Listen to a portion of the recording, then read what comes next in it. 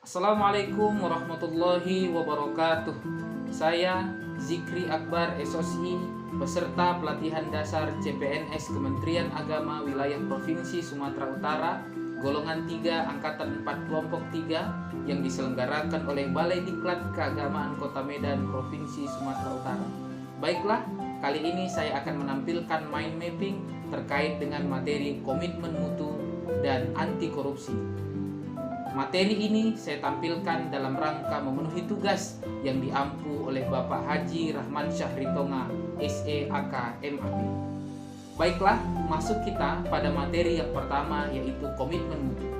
Komitmen mutu mengacu kepada efektivitas, yaitu sejauh mana organisasi dapat mencapai tujuan yang ditetapkan atau berhasil mencapai apapun yang coba dikerjakan. Efektivitas organisasi berarti memberikan barang atau jasa yang dihargai oleh pelanggan. Yang kedua adalah efisiensi, yaitu jumlah sumber daya yang digunakan untuk mencapai tujuan organisasional. Efisiensi organisasi ditentukan oleh berapa banyak bahan baku, uang, dan manusia yang dibutuhkan untuk menghasilkan jumlah keluaran tertentu. Efisiensi dapat dihitung sebagai jumlah sumber daya yang digunakan untuk menghasilkan barang atau jasa. Lalu yang ketiga adalah inovasi, yaitu cara utama di mana suatu organisasi beradaptasi terhadap perubahan-perubahan di pasar, teknologi, dan persaingan. Lalu yang keempat adalah mutu, apapun yang menjadi kebutuhan dan keinginan konsumen, kesempurnaan dan kesesuaian terhadap persyaratan dan kesesuaian terhadap spesifikasi. Oleh karena itulah, komitmen mutu mengacu kepada beberapa hal. Yang pertama adalah efektivitas dan efisiensi layanan komunikasi massa, membangun kultur teratur dan tertib, dan realita pelayanan publik yang diinginkan oleh masyarakat.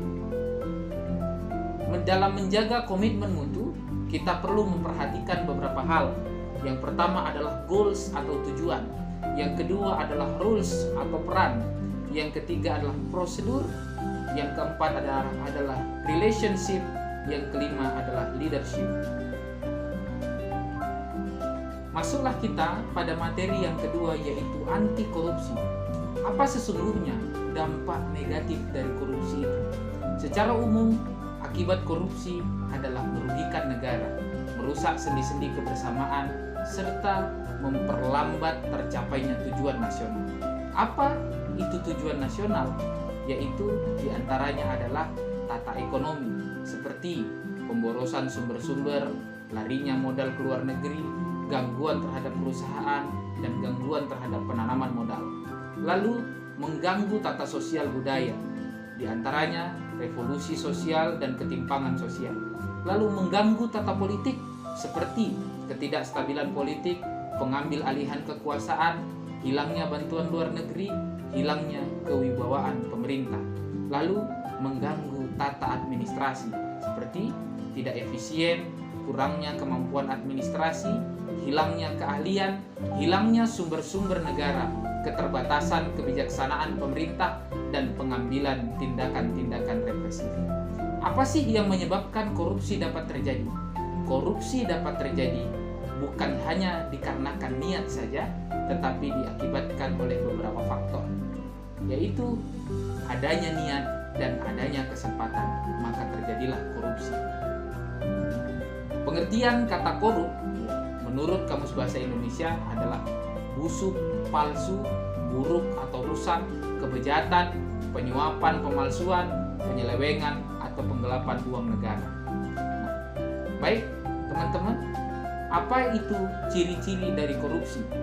Ciri-ciri dari korupsi yang pertama adalah dilakukan oleh lebih dari satu orang, merahasiakan motif atau ada keuntungan yang diraih, berhubungan dengan kekuasaan atau kewenangan tertentu, berlindung di balik pembenaran hukum, melanggar kaedah kejujuran dan norma hukum, serta mengkhianati kepercayaan. Korupsi sama dengan penggelapan plus kerugian negara. Pencurian secara melawan hukum plus mengambil sebagian atau seluruhnya barang atau hak orang lain plus tujuannya memiliki atau memperoleh keuntungan. Penggelapan, pencurian barang atau hak yang dipercayakan atau berada di dalam kekuasaan pelaku, tambah penyalahgunaan kewenangan atau penyalahgunaan kepercayaan. Apa yang menjadi penyebab-penyebab korupsi? Di antaranya adalah penegakan hukum yang tidak konsisten, penyalahgunaan kekuasaan atau kewenangan, langkanya lingkungan yang anti korup, rendahnya pendapatan penyelenggara negara, kemiskinan atau keserakahan, keuntungan korupsi dan kerugian yang ditangkap, pemberian imbalan jasa, gagalnya pendidikan, agama, dan etika. Demikian yang dapat saya sampaikan. Terima kasih atas segala perhatian. Wassalamualaikum warahmatullahi wabarakatuh.